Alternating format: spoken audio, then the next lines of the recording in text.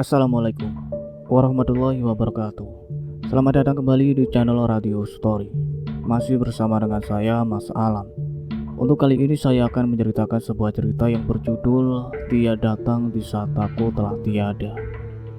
Cerita ini ditulis oleh akun Facebook bernama Nita. Bagi teman-teman yang ingin membaca langsung ceritanya, nanti silakan saja kunjungi linknya yang akan saya sertakan di kolom deskripsi. Sebelum kita masuk ke ceritanya, jangan lupa untuk like, comment, subscribe channel ini dan nyalakan juga lonceng notifikasinya agar tidak ketinggalan cerita-cerita dari channel ini. Dan seperti apa ceritanya? Mari kita dengarkan.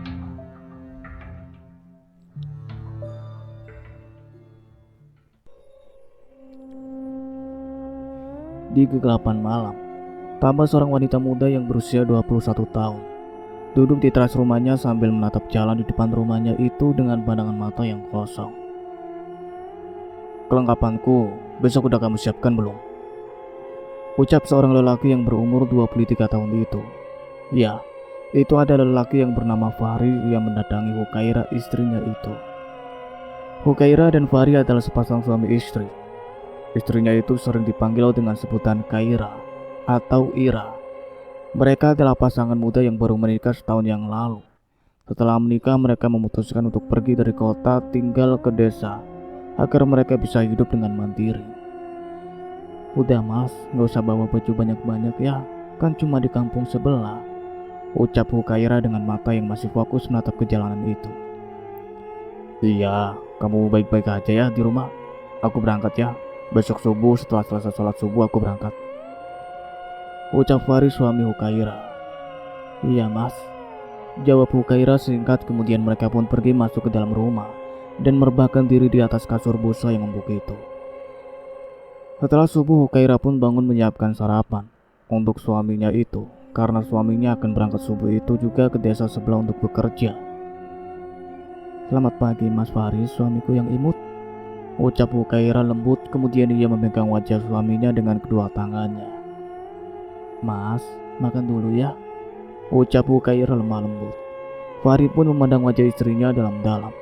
Ia melihat ada beban di sana, kemudian ia mengangguk, lalu ia pun pergi mengikuti istrinya ke dapur.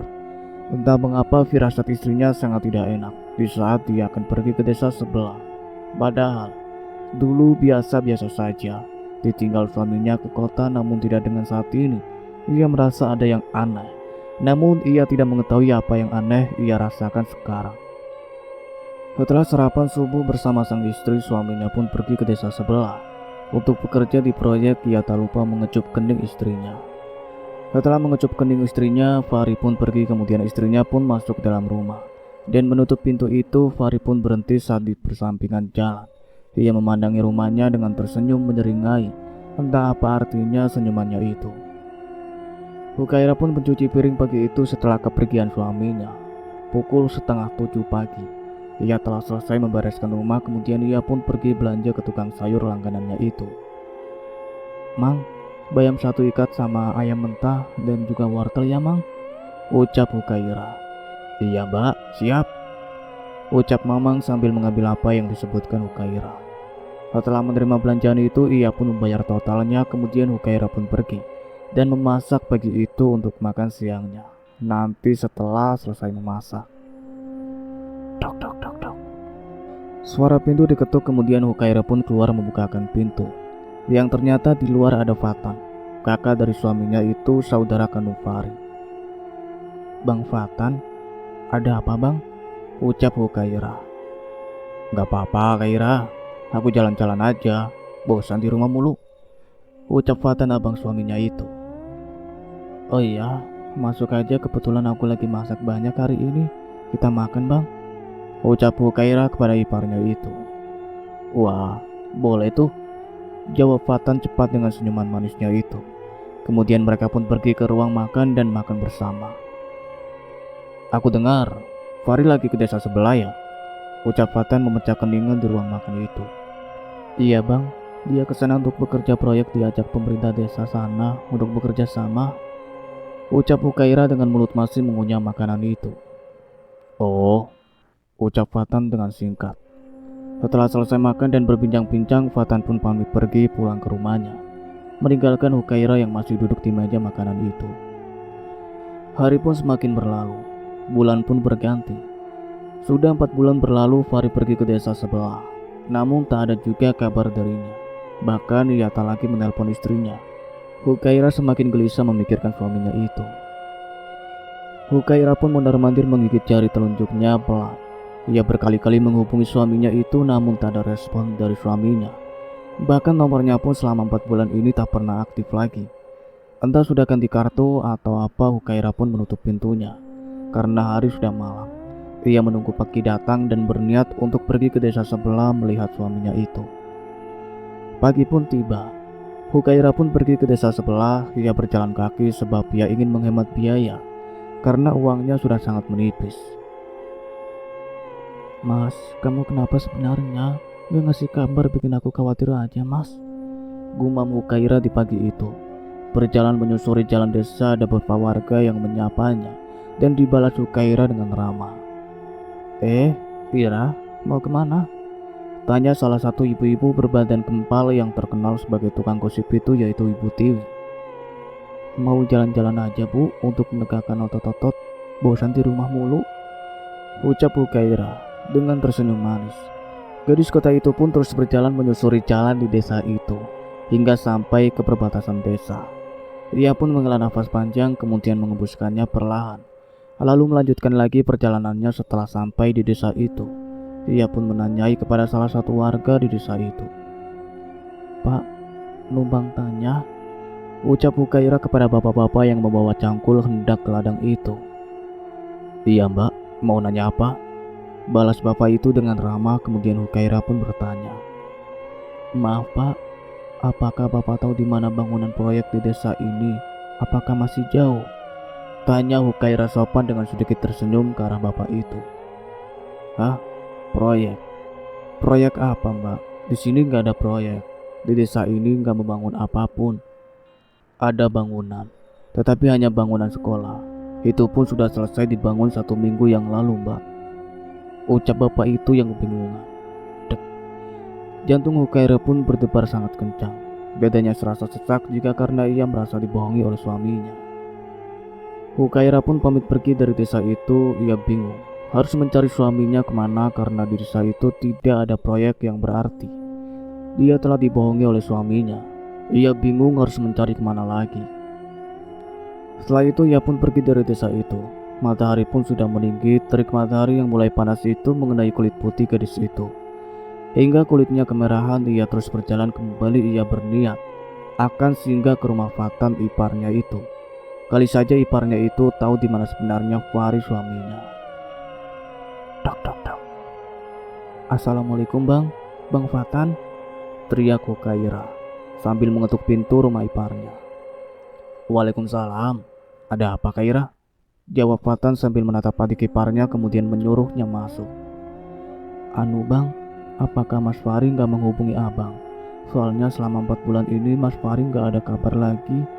Bahkan aku udah ke desa sana tadi, tapi sesampainya di sana aku tanya pada warga, katanya di sana gak ada proyek sama sekali, ucap Hukaira panjang lebar kepada abang iparnya itu. Sejenak Fatan terdiam, kemudian ia menggeleng pelan. Gak ada kabar Fahri sama sekali. Kamu tahu sendiri, aku dan Fahri gak pernah akur, ucap Fatan sambil memandang Hukaira.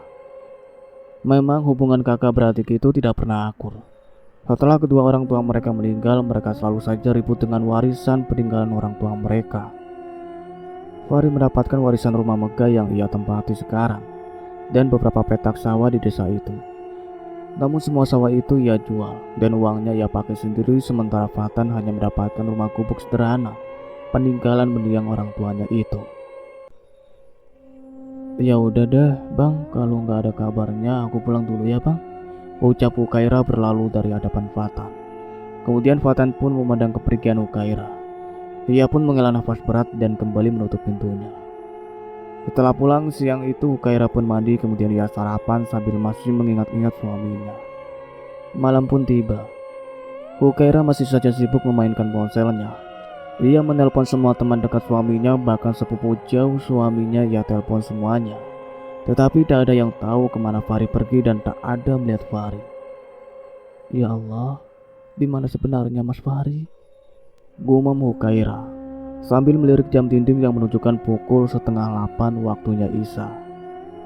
Kemudian Hukaira pun pergi ke sumur belakang rumah untuk mengambil wudhu dan menjalankan sholatnya. Sebenarnya di dalam kamar itu ada kamar mandi, namun dia lebih suka mengambil air di sumur itu, sebab airnya lebih segar. Letak sumur itu berada di belakang dapur. Kemudian ia pun keluar dan mengambil air wudhu. Setelah ia hendak mengambil air wudhu, tiba-tiba ia melihat sesuatu di kebun pisang belakang rumah megah itu. Ia melihat seperti bayangan seseorang yang berdiri di pohon pisang.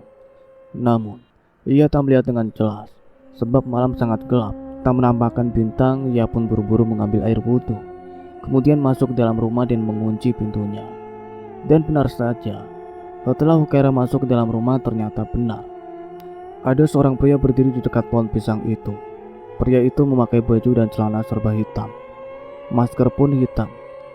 Pria misterius itu kembali mengikuti kebun pisang itu, sehingga menghilang di balik kegelapan malam. Setelah pagi itu, Hukaira pun berniat untuk ke pasar, berniat membeli ikan asin dan beberapa keperluan dapur lainnya. Ia pergi ke pasar yang jaraknya tidak terlalu jauh. Setelah sampai di pasar, matanya tertuju pada seseorang pria yang tak asing di penglihatannya. Pria itu sangat mirip dengan suaminya. Namun pria itu menggandeng tangan seseorang wanita cantik yang berpakaian seksi dan kurang bahan itu. Setelah semakin mendekat, pria dan wanita itu pun sudah naik ke mobil sedan berwarna merah. Itu tadi kok mirip Mas Fahri ya? Gumam Hukaira yang terus memandang mobil sedan berwarna merah itu semakin menjauh. Tiba-tiba dari belakang pundak Hukaira didepuk. Hukaira pun menoleh pada orang yang menepuk pundaknya itu. Ia kaget dan mengelus dadanya sembari beristighfar. Astagfirullahaladzim, Bang Fatan, ngagetin aja, ucap Hukaira sambil melirik ke arah iparnya itu.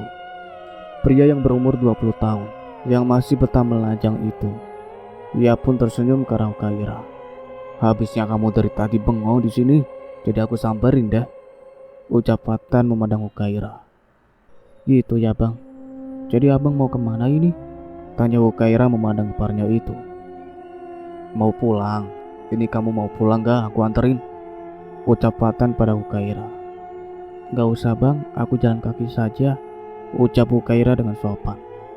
Ya sudah, aku duluan ya, balas Fatan. Iya bang, jawab Hukaira singkat. Kemudian Fatan pun berlalu pergi. Sesaat kemudian ia berhenti, kemudian tersenyum penuh arti dan pergi meninggalkan tempat keramaian itu. Setelah sampai di rumah, Hukaira pun menyiapkan semua belanjaannya. Ia pun santai di ruang TV.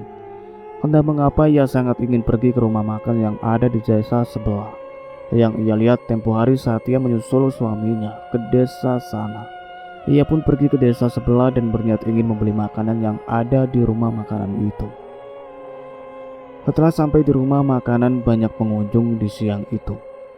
Ia masih berada di seberang jalan. Kemudian matanya tertuju pada seorang pria dan wanita yang duduk berdua di taman di belakang rumah makan. Pria dan wanita itu duduk berdua dengan mesra sambil sesekali pria itu mencium kening wanita itu. Entah kenapa Hukaira ingin mendekati mereka berdua. Karena penglihatannya sangat tidak asing, ia seperti mengenal pria itu. Pria tersebut sangat mirip dengan suaminya jika dilihat dari belakang. Bagaimana jika dia lihat wajahnya? Apakah itu benar suaminya? Hukaira pun terus berjalan pelan ke arah dua pasangan sejoli itu. Setelah Hukaira semakin mendekat, wanita itu berdiri memperlihatkan perutnya yang tengah hamil. Ternyata wanita itu tengah hamil, perkiraan hamil 3 bulan. Pria yang mirip suaminya itu masih duduk di tempatnya. Hukaira pun berpura-pura memetik bunga di taman itu. Kemudian ia duduk tak jauh dari pasangan itu. Ia penasaran siapa lelaki itu, sebab dari tadi ia belum menoleh wajahnya. Mas, kapan aku tinggal di rumah kamu? Aku kan istri kamu. Juga aku penasaran dengan istri pertamamu yang bernama Hukaira yang katanya kamu mandul itu. Iya sayang, nanti ya. Tapi aku ceraikan dulu Hukaira. Setelah itu aku akan mengusirnya dari rumah itu, memulangkan dia ke rumah budenya yang ada di kota. Janji ya mas? Awas kalau kamu bohong, lihat aja nanti. Iya sayang, mas janji kok. Kamu kan istri tercintaku. yang mampu memberikan aku anak gak kayak si Hukaira itu. Dek. Percakapan keduanya terdengar jelas di telinga Hukaira setelah lelaki itu menoleh. Ternyata benar, itu adalah Faris, suaminya, yang pergi 4 bulan yang lalu dengan alasan bekerja proyek. Sekarang mereka bermesraan di hadapan Hukaira. Namun mereka belum juga menyadari keberadaan Hukaira. Jantung Hukaira bergedup kencang, hatinya terasa nyeri dan sakit seperti teriris-iris di dalam sana. Hukaira meremas telapak tangannya. Wanita cantik berhijab senada itu mulai berkeringat dingin, kemudian ia terhuyung ke belakang. Hampir saja ia jatuh jika tak berpegangan pada pohon rantu yang ada di sampingnya itu. Sebab dunia serasa berputar. Saat melihat semua dengan mata kepalanya sendiri, air matanya mengalir deras mendapat kenyataan yang sangat menyakitkan itu. Kemudian ia pun berjalan dan mendekati pria yang masih berkelar suaminya itu, yang bahkan diam-diam lagi menikah. "Maksud kamu apa, Mas?" ucap Hukaira dari belakang mereka. Dengan isak tangis, Hukaira menangis menahan rasa sakit, marah, sedih, kecewa, perasaan bercampur aduk saat melihat semua itu. Kaira?" ucap Faris saat melihat istri pertamanya yang tiba-tiba muncul. "Iya, Mas, ini aku. Siapa wanita itu?" Pekik Hukaira dengan wajah yang merah padam dan emosi yang membuncah. Namun Faris diam saja. Ia tak menjawab pertanyaan istri pertamanya itu. Begitupun dengan wanita yang memakai dress merah selutut itu. Ia hanya diam, menunduk mengalihkan pandangan dari Hukaira. "Jawab, Mas, jangan diam aja," hardik Hukaira dengan suara keras. Ia tak peduli lagi dengan pandangan orang-orang yang lewat di jalan samping taman itu yang menoleh ke arahnya. "Dia istriku, Hukaira. Kami telah menikah 2 bulan yang lalu karena dia telah mengandung anakku," ucap Farid dengan nada santai. Apa? Dia mengandung anakmu? Kamu bohong kan, Mas? Semua itu gak benar kan?" ucap Hukaira dengan berlinang air mata. Hukaira menggeleng pelan, rasanya seperti mimpi buruk suaminya yang selama ini ia bangga-banggakan ternyata tega mengkhianatinya dari belakang. "Mas gak bercanda, Kaira. Dia istri Mas, namanya Devi," ucap Farid dengan nada masih tetap santai. Namun ia menatap langit-langit yang mulai mendung, sepertinya akan turun hujan. Dunia pun seolah ikut menangis melihat Hukaira yang dilukai orang yang sangat ia cintai. "Iya, Mbak. Aku juga istrinya Mas Farid. Kamu santai aja, gak usah nangis gitu. Kamu kan mantul, gak bisa ngasih keturunan sama Mas Faris. Sadar diri dong," ucap Devi menatap Hukaira dengan sinis, sambil menyandarkan kepalanya ke bahu Farid dan menggenggam erat tangan Farid. Hukaira pun semakin sakit melihat semua itu. Ia tak bisa lagi menahan amarahnya. Bahkan mereka tak segan bermesraan di depan mata Hukaira. Tanpa memikirkan perasaan Hukaira sama sekali, Hukaira pun berjalan mendekati Devi. Kemudian 2 tamparan keras mendarat di pipi Devi, sehingga membuat darah segar mengalir dari mulutnya. Yang sedikit sobek itu, panas pun menjalar ke pipi Devi. Ia memegang wajahnya dengan kedua tangannya yang merasakan sakit. "Dasar wanita jalang, murahan. Berani-beraninya kamu berzina dengan suami orang. Kemudian setelah kamu hamil, kalian baru menikah. Kalian sengaja berzina agar kalian menikah, ya kan?" Pekik Hukaira dengan suara yang lantang, sehingga membuat mata Farid melotot menatap Hukaira. "Kaira, cukup. Jangan tampar istriku. Jangan sakiti istriku, atau kamu akan menyesal," ucap Farid yang terpercaya melihat istrinya yang seperti orang kesurupan itu. Karena setahu Farid, istrinya selama ini lemah lembut, tidak pernah kasar ataupun meninggikan suara di depannya. "Kamu gak apa-apa, sayang?" tanya Farid sambil mengusap darah yang ada di mulut Devi, istri keduanya itu. "Gak apa-apa gimana, Mas? Ini sakit tahu. Au," ucap Devi manja sambil menekan bibirnya yang lecet akibat ditampar Hukaira itu. Hukaira yang melihat mereka masih saja bermesraan semakin geram. Nafasnya memburu, kilat amarah terlihat jelas di matanya. Kemudian satu lagi pukulan keras mendarat tepat di wajah Devi, sehingga membuat darah segar mengalir deras dari hidungnya itu. Seketika tangan Farid mengepal melihat Hukaira yang menyakiti istri keduanya itu. "Dasar jalang kamu, wanita murahan. Kamu pelakor kamu, Devi. Kamu juga, Mas. Selama ini kamu pura-pura setia dan baik di hadapanku. Kalian berdua emang sama-sama gatal. Bahkan lebih gatal dari ulat bulu. Aku benci kamu, Mas. Perbaikilah." di atas penderitaanku dengan gundikmu itu. Begitu Hukaira.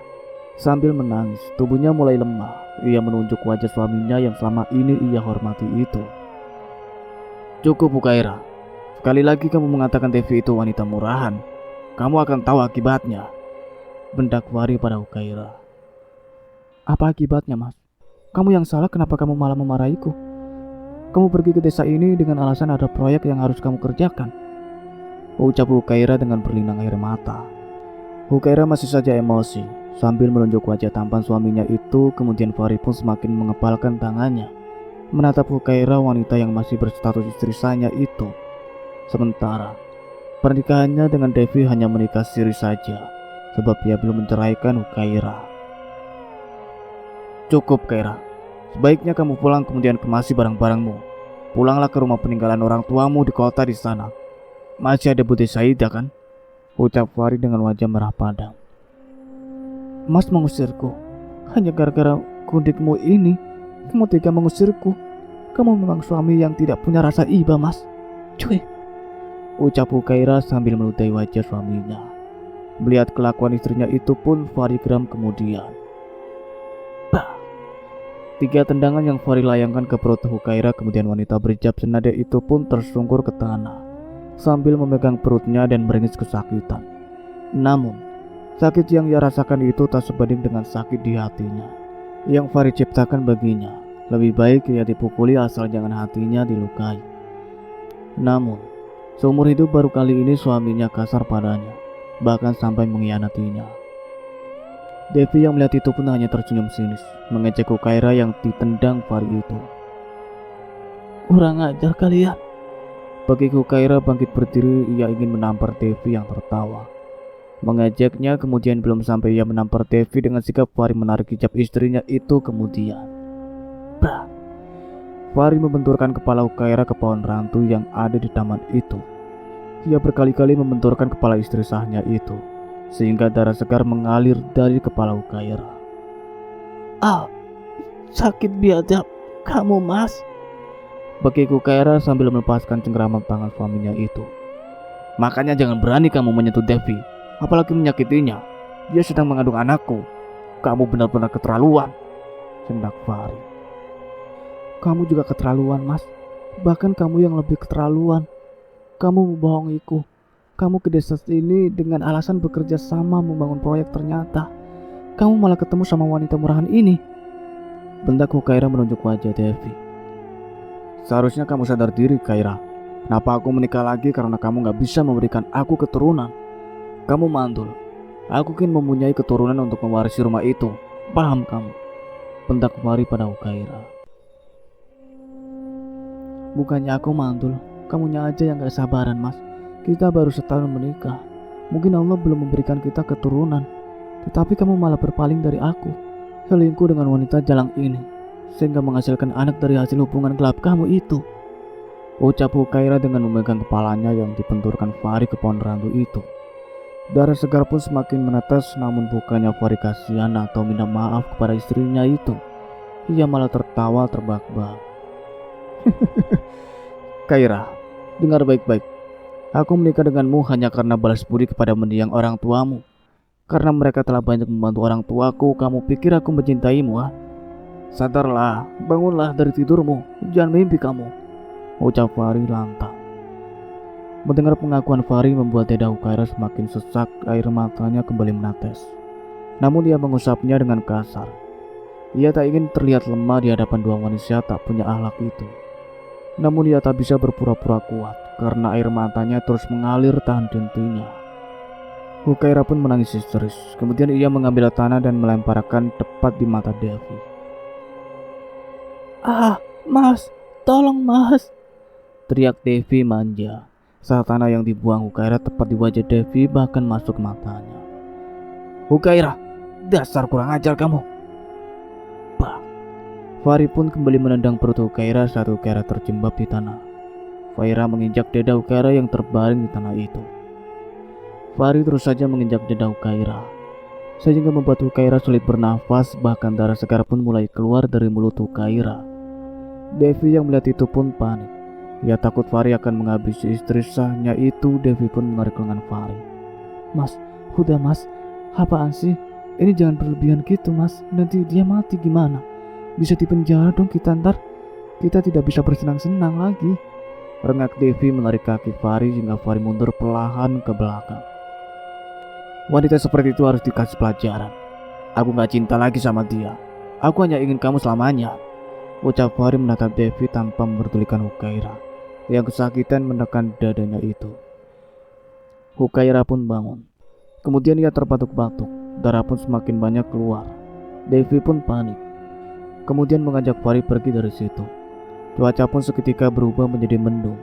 Kemudian perlahan gerimis mulai turun. Suasana di taman itu pun mendadak menjadi sunyi, mencekam. Orang-orang pun tak ada lagi yang berlalu lalang seperti yang ia lihat tadi. Kaira, sekarang aku dan Devi tinggal di rumah itu. Aku dan Devi akan menunggumu di sana. Ingat, urusan kita belum selesai. Kamu harus ke sana sekarang juga, ucap Fahri menggandeng tangan Devi. Kemudian mereka pun pergi masuk ke mobil sedan warna merah itu. Mobil yang dibelikan Fahri kepada Devi, istri keduanya, sebagai hadiah pernikahan mereka. Mobil itu pun melaju, kemudian melewati Hukaira yang terduduk di taman itu. Perasaannya hancur dan serasa mimpi buruk. Ia tak menyangka semua seperti itu. Ia merasakan seperti mimpi buruk, namun semua sudah kenyataan. Aku akan membuat kamu menyesal mas, ucap Hukaira memandang mobil yang menghilang di persinggahan jalan itu. Kemudian tiba-tiba petir pun berbunyi. Kemudian hujan deras pun perlahan turun. Hukaira pun pergi dari situ, pulang ke rumah suaminya. Sesuai yang dikatakan suaminya, walaupun perasaannya bercampur aduk, ia tetap melangkah diiringi hujan deras. Hukaira pun terus berjalan sambil menangis dengan berlinang air mata. Ia berjalan menerobos derasnya hujan. Ia sesekali mengusap darah yang dari kepalanya itu. Kemudian langkahnya pun semakin melemah. Ia tak kuasa menahan rasa sakit di dalam hatinya atas luka yang diberikan suaminya, atas pengkhianatan yang suaminya berikan itu. Ya Allah, ya Rabbku, maafkan ketidakberdayaan hamba. Mungkin hamba adalah istri yang tidak becus, sehingga suami hamba mendua hati. Kuatkan hatiku ya Allah. Lirih Hukaira terus berjalan hingga sampai ke depan rumah megah suaminya itu. Setelah sampai di depan rumah megah itu, ternyata Fahri dan Devi telah berdiri di ambang pintu dengan koper yang berisi beberapa lembar pakaian itu. Bagus, akhirnya kamu datang juga. Kesini Kaira. Sekarang ambil baju-bajumu ini, kamu pergi dari rumah ini, ucap Fahri kepada Hukaira. Mas, aku mau kemana mas? Di kota aku sudah tidak punya rumah. Peninggalan ayah dan ibu rumah itu sudah dijual sama Bude mas. Izinkan aku di sini dulu, setelah hari esok aku akan pergi mas, ucap Hukaira dengan penuh harap kepada sang suaminya itu. Gak akan Hukaira, mulai sekarang kamu aku talak, ucap Fahri lantang. Mas, kamu kenapa seperti ini mas?